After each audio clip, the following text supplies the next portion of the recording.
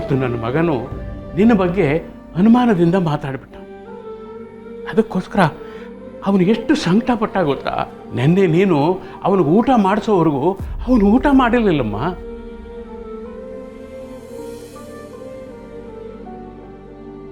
ನಿಜ ಹೇಳ್ತೀನಮ್ಮ, ಸತ್ಯ. ಆವತ್ತಲಿಂದ ಈ ಮುದಿ ಜೀವಕ್ಕೂ ಊಟನೇ ಸೇರಿರಲಿಲ್ಲಮ್ಮ.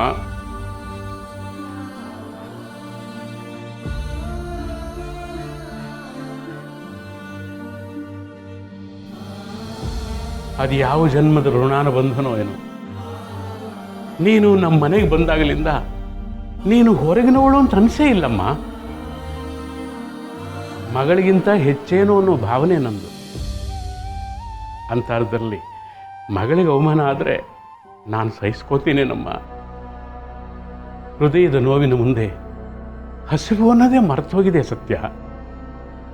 ಇಷ್ಟೆಲ್ಲ ಆದಮೇಲೆ ಆದರೂ ನನಗೆ ವಯಸ್ಸಿಗೆ ತಕ್ಕ ವಿವೇಕ ಇರಬೇಕಾಗಿತ್ತು. ಆದ್ರೇನು ಮಗಳಿಗೆ ಸಮಾಧಾನ ಮಾಡಕ್ ಹೋಗಿ ನೀವು ಮಗು ಆಗ್ಬಿಟ್ರಾ?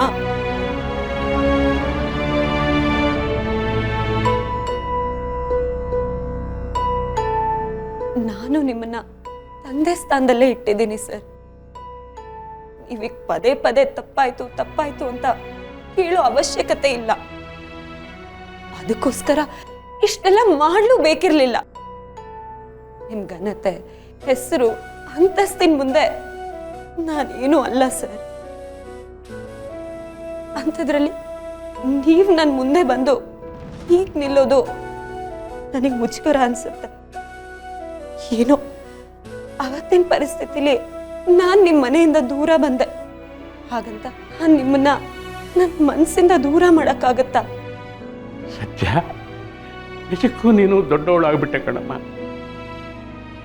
ನಿನ್ನ ವಿವೇಕದ ಮುಂದೆ ಈ ಮುದುಕ ತೀರಾ ಸಣ್ಣವನಾಗ್ಬಿಟ್ಟ. 60 ಅರಳೋ ಮರಳು ಅಂತಾರೆ, ಹಾಗೆ ಅನ್ಕೊಂಡು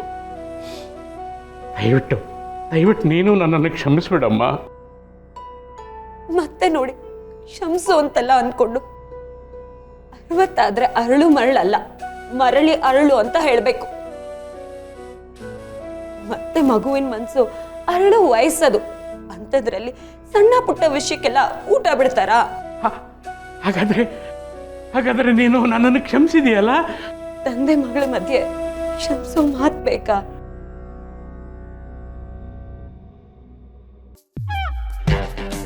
ಬೇಡ ಅಂತ ಬಡ್ಕೊಂಡೆ.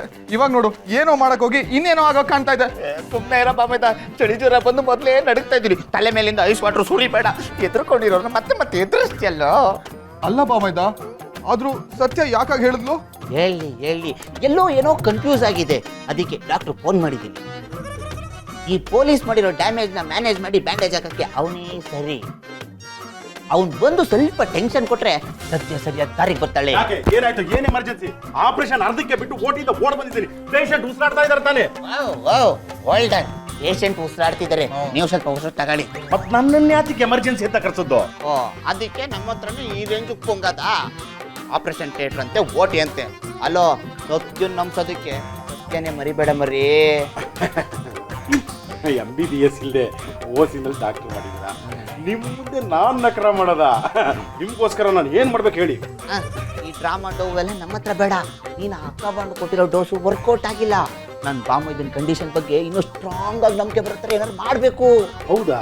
ಅದಕ್ಕೆ ಏನ್ ಮಾಡ್ಬೇಕು? ಅದಕ್ಕೆ ಏನ್ ಮಾಡ್ಬೇಕು ಅಂದ್ರೆ ಡಾಕ್ಟ್ರು ನೀನಾ?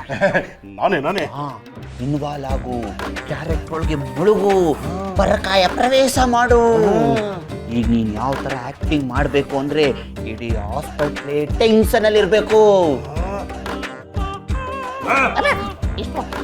ಇನ್ 2 ನಿಮಿಷಕ್ಕೆ ನನ್ನ ಬಾಮೈದ ರೈಟ್ ಹೇಳ್ತಾನೆ ಅಂದ್ರೂ ಪರವಾಗಿಲ್ಲ.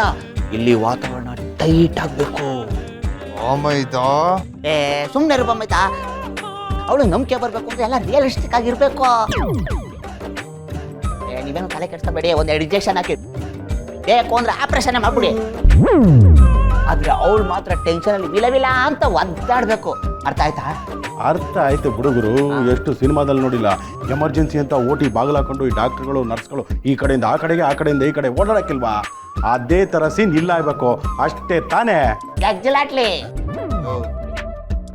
ಅದು ಎಕ್ಸಾಕ್ಟ್ಲಿ ಕಣ. ಈ ಟೈಮಲ್ಲಿ ಕರೆಕ್ಷನ್ ಬೇಕಾ? ಅದು ಸರಿ. ರಕ್ತ ಬೇಕು ಅನ್ಬೇಕು, ಗ್ಲೂಕೋಸ್ ಬೇಕು ಅಂತ ಹೇಳ್ಬೇಕು, ಸೀನ್ ಅದೇ. ಆದ್ರೆ ಇನ್ನೂ ಸ್ವಲ್ಪ ಸೀರಿಯಸ್ನೆಸ್ ಜಾಸ್ತಿ ಇರಬೇಕು, ಯಾಕಂದ್ರೆ ಸತ್ಯ ಯಾವಾಗಲೂ ಸೀರಿಯಸ್ ಆಗಿರುತ್ತೆ. ಸೀರಿಯಸ್ ಆಗ ನೀನ್ ಸೀರಿಯಸ್ ಆಗಿ ಮಲ್ಕೊಬ ಮೈದಾ. ಅದೆಲ್ಲ ಆಗಲ್ಲ. ಮತ್ತೆ ನೀನ್ ಬೆಡ್ ಮೇಲೆ ಕುಣಿತಾ ಇದ್ರೆ ನಾವು ಇಷ್ಟೆಲ್ಲ ಮಾಡಕ್ಕಾಗತ್ತಾ? ಸುಮ್ಮನೆ ಮಲಿಕಬ ಮೈದಾ. ಸೊ ಅದೆಲ್ಲ ಓಕೆ, ಆದರೆ ಈ ಸೀರಿಯಸ್ ಡ್ರಾಮಾಗೆ ಸ್ವಲ್ಪ ಬಜೆಟ್ ಜಾಸ್ತಿ ಆಗುತ್ತಲ್ಲ. ಈ ಸೈಲೆನ್ಸ್ ಸ್ಟೋಬು, ಹಾರ್ಟ್ ಬೀಟ್ ಮಾನಿಟ್ರು ಮತ್ತು ಆಕ್ಸಿಜನ್ ಎಲ್ಲ ಮತ್ತೆ ಅರೇಂಜ್ ಮಾಡಬೇಕು. ತಲೆನೇ ಕೆಸ್ಕೊಬೇಡ, ದುಡ್ಡು ಎಷ್ಟು ಬೇಕಾದ್ರೂ ಖರ್ಚಲ್ಲಿ ನಾನು ಬಾಮೇದ ಕೊಡ್ತಾನೆ. ಅಯ್ಯೋ ನೀನ್ ಸುಮ್ಮನೆ ಮಲಿಕ್ ಕೊಡೋದೆಲ್ಲ ನಿಂಗೆ ಗೊತ್ತಾಗಲ್ಲ. ಅವ್ಳು ಬರೋ ಹೊತ್ತಾಯ್ತು, ಕೈ ಹಿಡ್ಕೋ. ಅಯ್ಯೋ ನನ್ನ ಕೈಯೆಲ್ಲ ಅವ್ನ ಕೈ ಹಿಡ್ಕೋ. ಅಯ್ಯೋ ಏನಿಂಟು ಡಾಕ್ಟ್ರ್ ಹತ್ರ ಕೈ ಹಿಡ್ಕೊಳ್ಳೋ. ಚೆಕ್ ಮಾಡು ಚೆಕ್ ಮಾಡು. ಕಿವಿಗೆ ಹಾಕೋ. ನಿನ್ ಕಿವಿಗೆ ಹಾಕೊಳ್ಳೋ.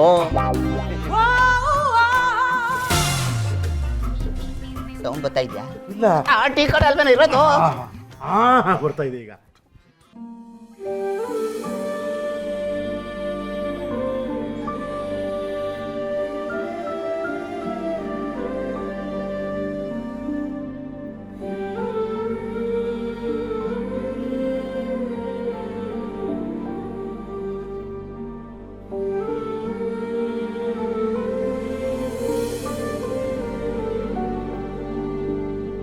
ಡಾಕ್ಟರ್, AC ಆನ್ ಆಗಿದೆ. ಡಾಕ್ಟ್ರೆ ಬಂದು ಕಣ. ಓ ಏನ್ರಿ ಇದು, BP ಇಷ್ಟೊಂದು ಹೈ ಆಗಿದೆ. ಪೇಷಂಟ್ ಏನಾದರೂ ಯೋಚನೆ ಮಾಡ್ತಾ ಇದ್ದಾರಾ ಏನು? ಓ ಹಾರ್ಟ್ ಬೀಟ್ ಬೇಡ ಇಷ್ಟೊಂದು ಸ್ಪೀಡ್ ಆಗಿದೆ. ಎಷ್ಟು ಸ್ಪೀಡ್ ಆಗಿದೆ ಡಾಕ್ಟ್ರೆ? 120 ಕಿಲೋಮೀಟ್ರು. ನಿಮ್ಗೆ ಯಾರಿಗೂ ಸೀರಿಯಸ್ನೆಸ್ ಇಲ್ವೇನ್ರಿ? ಕೊಲೆಸ್ಟ್ರಾಲು ಕಂಟ್ರೋಲ್ಗೆ ಸಿಗ್ತಾ ಇಲ್ಲ, ಶುಗರು ಹೈ ಆಗಿದೆ, BP ಲೋ ಆಗಿದೆ. ಛೆ, ಕಿಡ್ನಿ ಕೆಲಸನೇ ಮಾಡ್ತಾ ಇಲ್ಲ. ಇಷ್ಟೆಲ್ಲಾದರೂ ಇವರು ಉಸಿರಾಡ್ತಾ ಇದ್ದಾರೆ ಅಂತಂದ್ರೆ ಇದೊಂದು ಮಿರಾಕಲ್ಲೇ. ಓ ನಾನು ಮೊದಲೇ ಹೇಳಿರ್ಲಿಲ್ವೇನ್ರಿ ಪೇಷಂಟ್ ಕಂಡೀಷನ್ ಅಷ್ಟೊಂದು ಚೆನ್ನಾಗಿಲ್ಲ ಅಂತ. ಆದರೂ ಪೇಷಂಟ್ನ ನೀವು ಹೀಗ ನೋಡ್ಕೊಳ್ಳೋದು? ರಾತ್ರಿ ಎಲ್ಲ ಸರಿಯಾಗಿ ನಿದ್ದೆ ಮಾಡಿಲ್ಲ. ರಾತ್ರಿ ಊಟಕ್ಕೆ ಏನು ಕೊಟ್ರಿ? ಫುಡ್ ಪಾಯ್ಸನ್ ಬೇರೆ ಆಗಿದೆ. Food poison?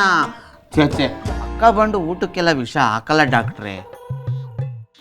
ರೀ ಫುಡ್ ಪಾಯ್ಸನ್ ಅಂತಂದ್ರೆ ಊಟಕ್ಕೆ ವಿಷ ಹಾಕೋದಲ್ಲ, ಊಟದಲ್ಲಿ ವ್ಯತ್ಯಾಸ ಆಗಿದೆ ಅಂತ ಅರ್ಥ. ಅದಕ್ಕೆ ಹೀಗಾಗಿರೋದು. ಡಾಕ್ಟರ್ ಊಟದ ಬಗ್ಗೆ ನನಗೇನು ಗೊತ್ತಿಲ್ಲ, ಇದೆಲ್ಲ ಇವರೇ ಕೊಟ್ಟಿದ್ದು. ಏನ್ರಿ ಸತ್ಯ, ಈ ತರ ಕೇರ್ಲೆಸ್ ಆಗೇನ್ರಿ ನೋಡ್ಕೊಳ್ಳೋದು? ನೀವು ಒಂದು ಪ್ರಾಣದ ಜೊತೆ ಆಟ ಆಡ್ತಾ ಇದ್ದೀರಾ.